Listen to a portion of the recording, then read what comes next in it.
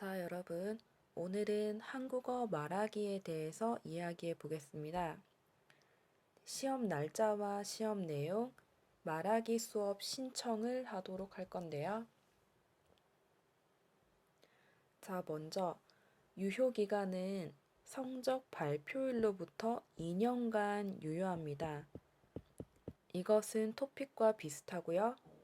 시험 활용처는 외국인 및 12년 외국 교육과정 이수, 재외동포의 국내 대학 입학 및 장학생 선발, 한국 기업체 취업 희망자의 선발 및 인사고과, 체류비자 발급 신청을 할 수 있습니다.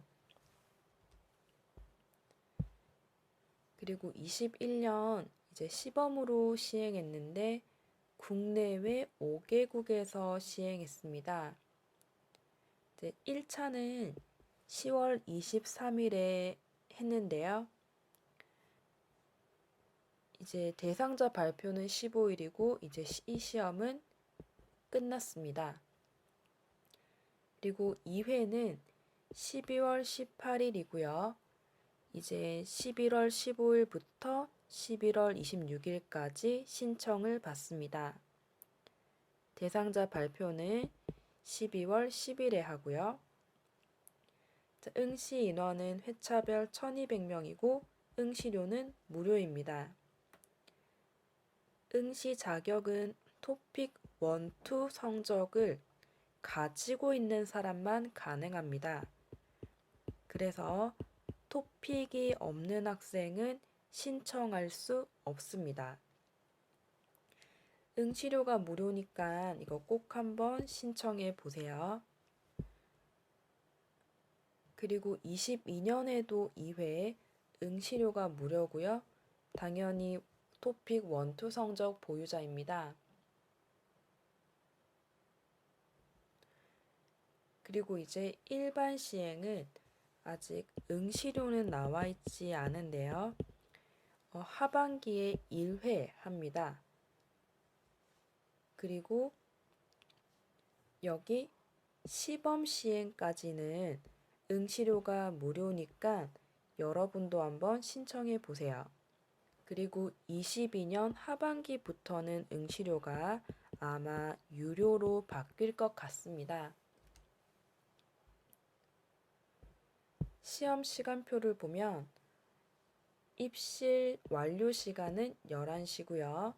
이제 20분 동안 여러분들을 확인하고 주의사항 안내합니다. 그리고 시험은 20분부터 50분까지 30분 정도 시험을 치고요.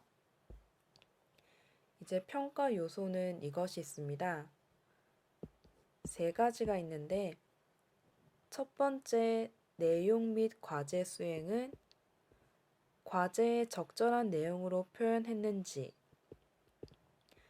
주어진 과제를 풍부하고 충실하게 수행했는지, 담화 구성이 조직적으로 잘 이루어졌는지, 그 다음 언어 사용은 이제 담화 상황에 적합한 언어 사용했는지, 어휘와 표현이 다양한지, 정확하게 말했는지, 발화는 여러분이 말하는 것입니다.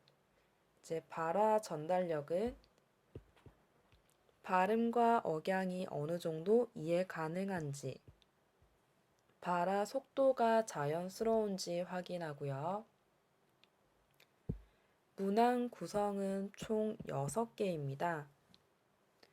1번은 질문에 대답하기, 그리고 2번은 그림 보고 역할 수행하기, 3번은 그림 보고 이야기하기, 4번은 대화 완성하기, 5번 자료 해석하기, 6번 의견 제시하기입니다. 이제 선생님이 앞으로 이 유형별로 말하기 문제도 만들 건데요. 영상 한번 많이 봐주세요. 그리고 준비 시간이 있습니다. 이 시간 동안은 여러분들이 빨리 생각을 하고 응답 시간은 이 안에 빨리 대답을 하셔야 합니다. 먼저 첫 번째 유형을 보면 질문에 대답하기인데요. 일상생활에서 자주 만나게 되는 상황에서 간단한 질문을 듣고 적절하게 대답하는 초급 문제입니다. 아마 이 대답은 토픽 2가 있다면 너무 쉽게 대답할 거예요. 당연히 원도 대답을 잘 하겠죠. 그리고 자기 자신이나 가까운 사람, 이거는 친구를 말하겠죠. 그리고 사물, 단순한 일상이나 계획 등에 관한 기초적인 질문을 듣고 적절하게 대답하는 문제입니다. 아마 토픽 1, 2가 있는 학생들은 이 1번 문제는 많이 걱정하지 않아도 될 것 같아요. 짧은 질문을 듣고 20초 동안 준비하고 이제 삐 소리 후 30초 동안 대답하면 됩니다. 이것은 9점이에요. 자, 지시문은 이렇게 지금 문장이 써져 있지만 시험 때는 이 모든 것이 듣기로 나올 것입니다. 그 다음 예시문항은 취미가 뭐예요? 그 취미에 대해 이야기하세요. 여기서 취미를 이야기하는데요. 만약에 내가 취미가 없으면 어떻게 해야 하나요, 선생님? 그러면 이런 거는 너무 사실을 이야기하려고 하지 말고 그냥 이 순간 문장을 만들면 됩니다. 갑자기 내 취미는 농구, 그리고 축구, 그림 그리기, 이런 취미를 만들어서 대답을 하면 됩니다.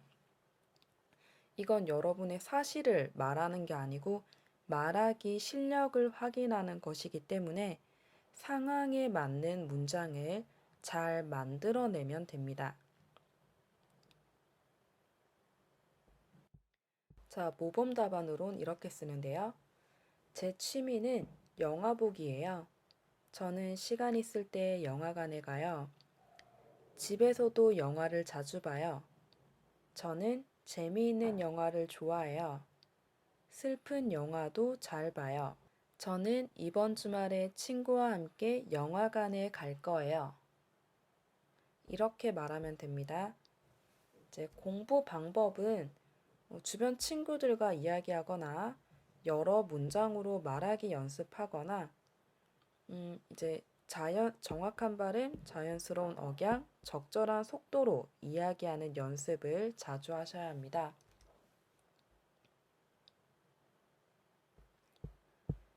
두 번째 유형은 그림 보고 역할 수행하기인데요. 이것도 일상생활에서 자주 만나게 되는 상황을 말하는 거고요. 이제 주거는 여러분 집이라고 생각하고 환경, 쇼핑, 공공시설, 대중교통 등 다양한 상황이 주어집니다. 이거는 30초 동안 생각하고 삐 소리 후 40초 동안 대답하고요. 9점입니다.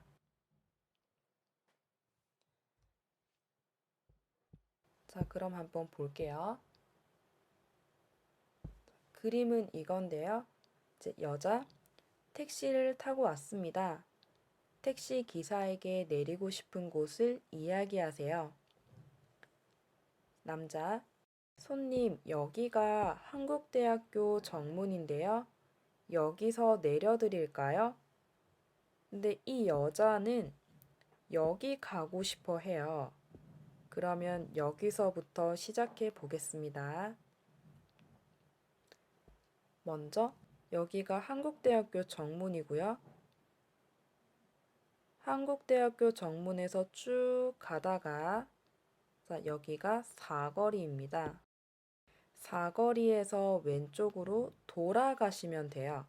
이까지 말하고 그리고 앞으로 쭉 가다 보면 도서관이 나오는데 거기서 오른쪽 길로 들어가면 이제 기숙사가 나와요. 그 앞에 내려주세요. 택시는 마지막에 내려주세요, 세워주세요. 이야기하시면 됩니다. 자, 여러분이 이걸 한 번에 이야기하지 말고, 자, 여기서 이까지 1번, 그 다음에 여기서 이까지 2번, 그리고 여기 3번. 이렇게 나눠서 이야기하는 것이 더 좋습니다. 한 번에 이야기하면 한국 사람도 말이 잘 안 나올 수 있거든요.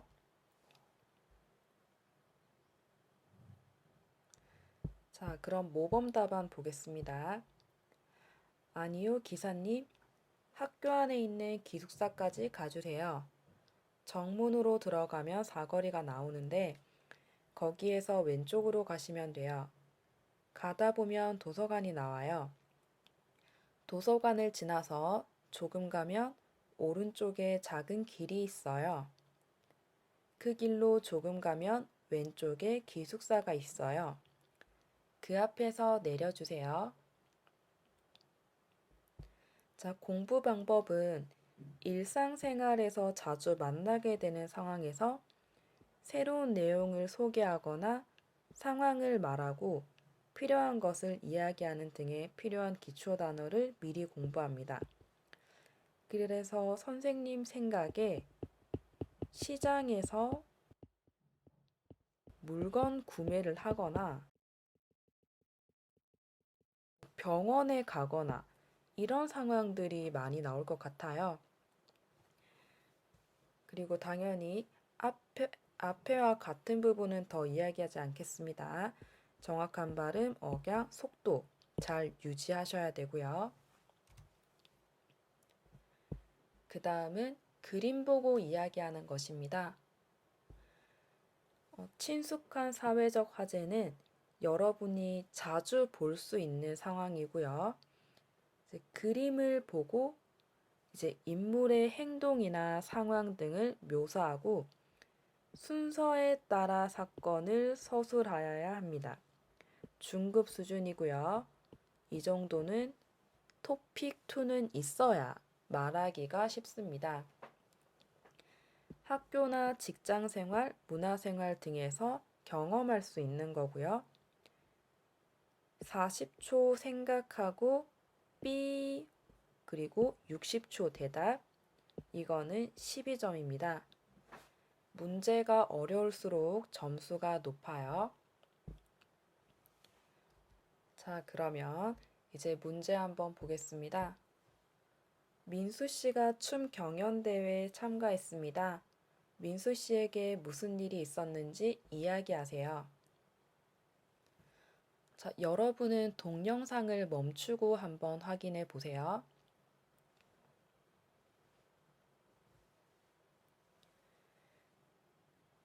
이제 처음 보는 학생은 이걸 어떻게 말해야 하는지 어려울 수 있는데요. 자, 순서대로 하셔야 됩니다. 뭐 4번을 먼저 하거나 이렇게 하면 안 돼요.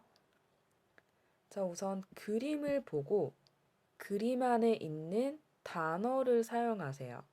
대회 전이고 춤 경연대회 합니다. 그리고 여기는 친구들 뭐 해요? 춤춰요. 그럼 친구들하고 춤 경연대회에 나갈 계획이라서 대회 전날 친구들과 함께 춤 연습을 했어요. 그 다음 여러분, 이런 것도 써도 돼요. 이거는 거울입니다. 그럼 여기 거울 앞에서 뭐 친구들과 함께 춤 연습을 했어요. 이제 눈에 보이는 것을 다 이야기하면 돼요. 자, 두 번째는 여기는 무대고요. 여기는 다른 팀. 다른 팀이 춤을 잘 추고 있어요. 여기는 지금 너무 긴장하고 있습니다. 대회 날 저희 앞팀이 너무 잘해서 긴장이 되고 떨렸어요. 여기 이 사람들의 얼굴 표정을 잘 봐주세요. 그 다음 3번. 이제 사람들이 춤을 추고 여기 앞에는 사람들이 있습니다. 그리고 와, 와. 이거는 환호라고 해요. 그리고 지금 얼굴은 아주 좋아 보여요. 그리고 오래 기다렸다가 이제 시작하면 드디어 씁니다. 드디어 저희 차례가 돼서 무대에서 여기 무대 열심히 춤을 췄어요. 이제 생각보다 긴장하지 않고 사람들의 환호를 받으면서 연습한 춤을 잘 췄어요.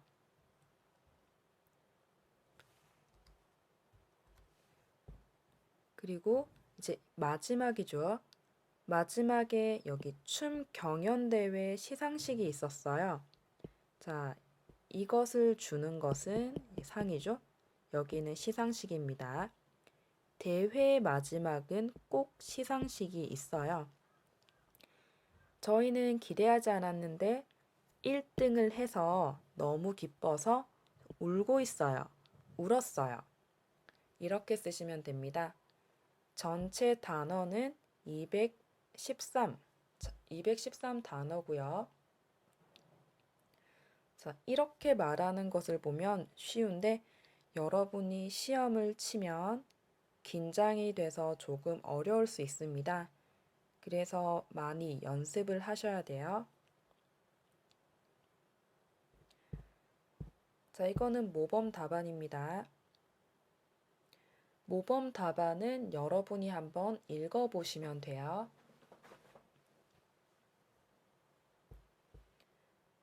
자, 그리고 공부 방법은 여기 학교나 직장 생활 같은 친숙한 사회적 상황과 여가, 문화생활 등과 같이 일상에서 자주 경험하는 화제들입니다. 그리고 중급 수준의 화제와 관련한 다양한 상황을 생각하며 누가, 언제, 어디에서, 무엇을, 어떻게, 왜, 이 6가지를 잘 생각하며 만들면 됩니다.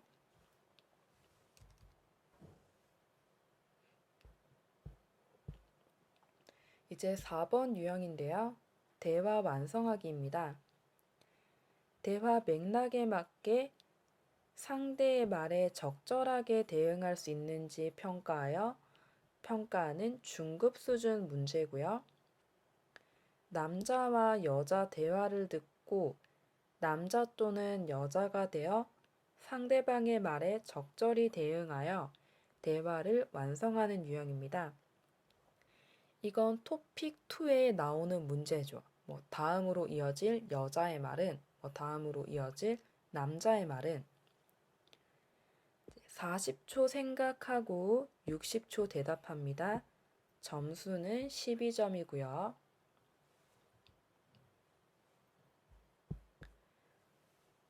자, 그럼 문제 보겠습니다. 두 사람이 아파트 놀이터에 설치할 운동기구에 대해 이야기하고 있습니다. 남자의 마지막 말을 듣고 여자가 할 말로 대화를 완성해 보세요.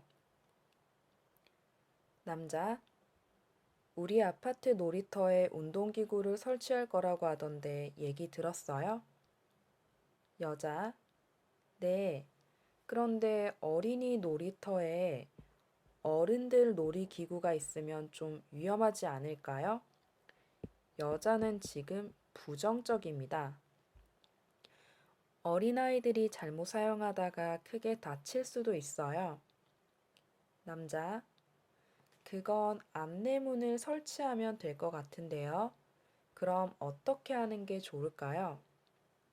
자, 여러분, 여기 여자나 남자가 부정적으로 이야기하는지 긍정적으로 이야기하는지 잘 확인하고 대답하시면 됩니다. 부정적이니까 여기도 부정적으로 이야기해야겠죠? 선생님은 이렇게 썼어요. 안내문을 설치해도 어린이들이 못 보고 놀이터에 들어가서 어른들 운동기구를 사용할 수도 있어요. 그럼 아이들이 다칠 수도 있고 아이를 가진 부모들도 항상 걱정하고 긴장을 하고 있어야 돼요. 모든 아이들이 안전하게 놀이터를 사용하려면 어린이를 위한 운동기구만 있는 게 좋다고 봐요. 여러분 생각을 부드럽게 말할 때 뭐뭐다고보다 쓰면 좋습니다. 어른들을 위한 운동기구는 어린이 놀이터가 아닌 다른 장소에 설치하면 좋겠다는 생각이 들어요. 자, 여러분 이거는 210자고요. 자, 여기 모범 답안은 이렇습니다. 이 글자 수와 비슷하게 연습하는 게 좋아요. 그래야 그 시간에 맞게 말하거든요. 너무 길게 말해도 안 되고 너무 짧게 말해도 좋지 않습니다. 자, 안내문을 설치해도 문제가 해결될 것 같지는 않아요. 아이들은 안내문을 잘 읽지 않고 또 놀이터에는 글을 잘 모르는 어린아이들도 많이 오잖아요. 놀이터는 아이들이 안전하고 즐겁게 뛰어놀 수 있는 곳이어야 된다고 생각해요. 그렇기 때문에 아이들에게 위험할 수 있는 놀이기구를 놀이터에 설치하는 건 안 좋은 것 같아요. 어른들을 위한 운동기구는 놀이터가 아닌 다른 장소에 설치하면 좋겠어요. 자, 이거는 공식적이거나 비공식적 상황에서 가볍거나 중요한 일에 대해 다른 사람에게 제안, 조언, 거절 등 다양한 대응을 하는 데 필요한 어휘와 기능들을 미리 공부합니다. 당연히 맥락에 맞게 말해야 하고 이것 중요합니다. 그 다음 5번은 자료 해석하기고요. 경제, 과학, 대중매체, 문화, 예술, 정치, 환경 등 사회적 화제나 추상적 화제를 이야기하는데요. 자, 이거는 토픽 5급이나 6급에 맞는 문제입니다. 70초 생각하고 B 80초 대답하고 점수는 15점입니다.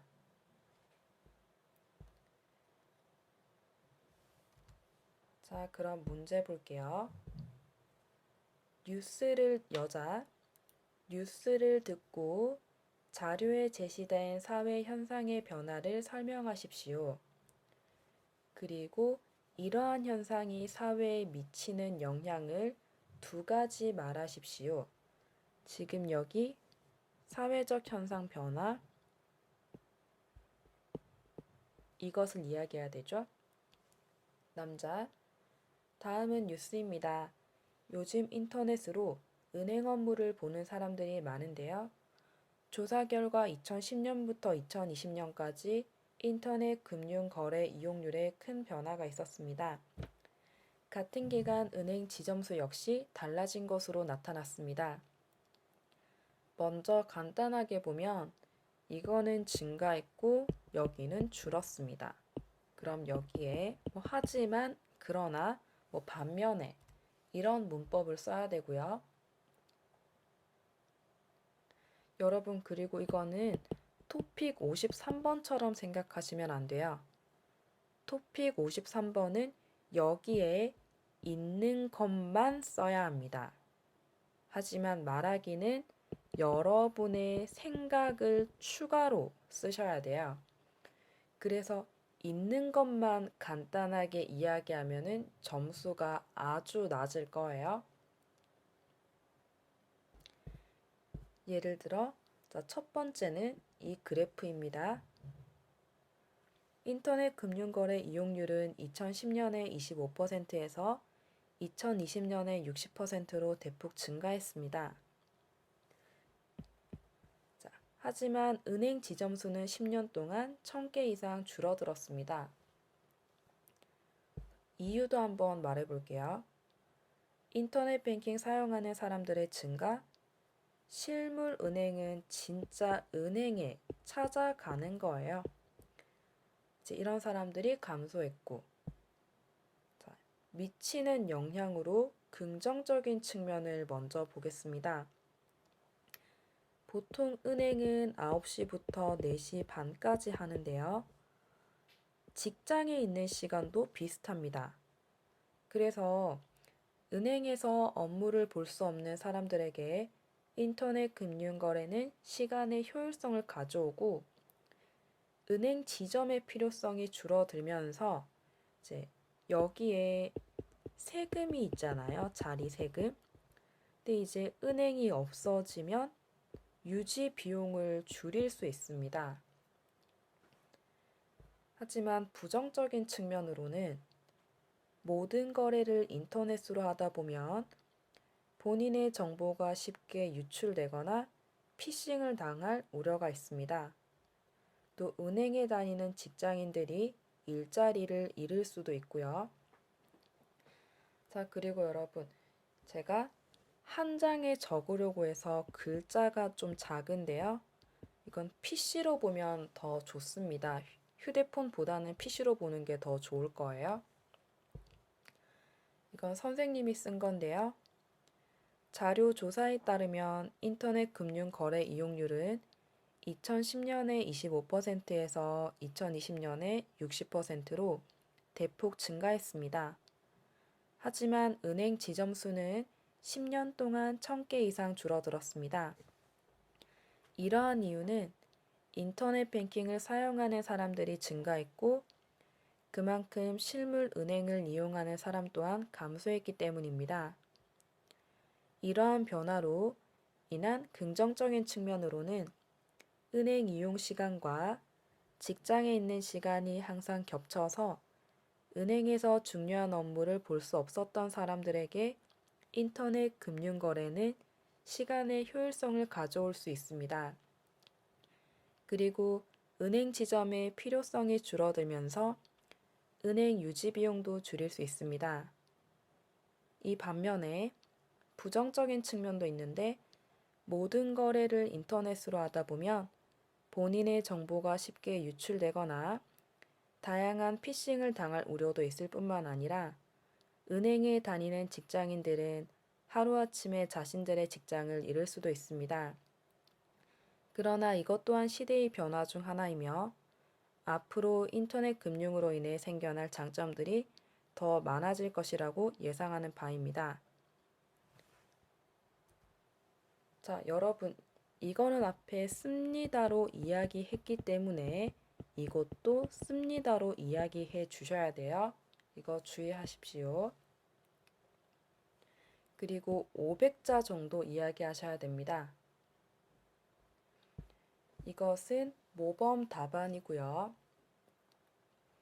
이거는 여러분들이 동영상을 멈추고 한번 읽어보세요. 선생님이 따로 읽지는 않겠습니다.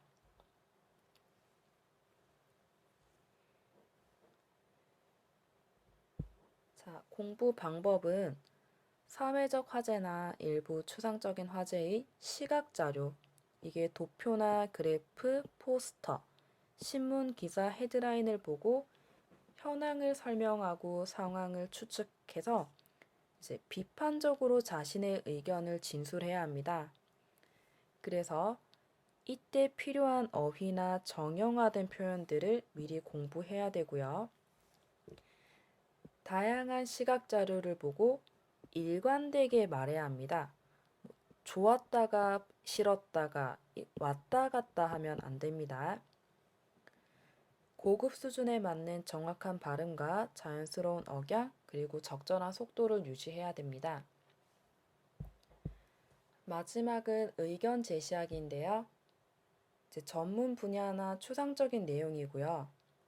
자신의 견해를 논리적으로 제시하거나 찬성 또는 반대 입장에서 자신의 견해를 제시하는 고급 수준 문제입니다. 70초 생각, B 80초 대답, 15점입니다.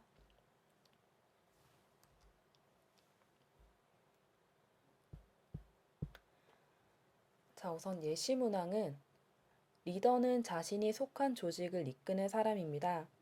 리더의 생각과 행동은 조직은 물론 그 조직에 속한 구성원 전체에게 영향을 미칩니다. 훌륭한 리더의 조건은 무엇이라고 생각합니까? 리더가 갖춰야 할 조건 두 가지와 그 근거를 말하십시오. 자, 그리고 이것은 바로 모범 답안을 보도록 할게요. 이것도 468자 정도 봐야 되는데요. 읽어보겠습니다. 리더가 어떤 사람인가에 따라 조직이 발전할 수도 있고 또 그렇지 않을 수도 있는데요. 저는 좋은 리더는 우선 정확한 판단력이 있어야 한다고 생각합니다. 리더는 자주 결정을 내려야 하는 순간을 만나게 됩니다. 예를 들면 어떤 사람에게 무슨 일을 맡길지, 조직이 무슨 일을 먼저 처리해야 할지와 같은 것들이죠. 그때 리더의 판단에 따라 일의 성패가 결정됩니다. 그러니까 리더는 어떤 일이 가장 신속하고 합리적인 방향으로 진행되도록 잘 판단할 수 있어야 됩니다. 그 다음은 추진력입니다. 아무리 뛰어난 안목으로 훌륭한 판단을 했더라도 추진력이 없으면 소용이 없습니다. 일을 하다 보면 일이 계획대로 진행되지 않거나 생각지도 못했던 난관에 부딪히게 되기도 합니다. 그럴 때 리더는 구성원들의 힘을 한데로 모아 일을 계속 진행시킬 수 있어야 됩니다. 저는 판단력과 추진력, 이 두 가지가 리더가 갖춰야 하는 가장 중요한 조건이라고 생각합니다. 자, 이렇게 쓰시면 되고, 이거는 6급 정도 가지고 있어야 이 정도 어휘로 이야기하실 수 있을 거예요. 자, 공부 방법은 고급 수준의 사회적 화제나 추상적 화제들에 대해 자신의 견해를 제시할 수 있도록 다양한 화제의 배경 지식, 어휘, 표현을 공부합니다. 그리고 맥락에 맞는 어휘와 문법을 사용하고 논리적이고 설득력 있게 말해야 합니다. 또 자신의 의견이 듣는 사람에게 잘 전달되도록 해야 되고요. 자, 그러면 이제 말하기 유형은 6번까지 봤고, 자, 한국어 말하기 수업 신청을 합니다. 신청 조건을 확인하시고 이제 말하기 수업을 신청하고 싶은 학생들은 아래 이메일이나 카카오톡으로 문의를 주시면 됩니다.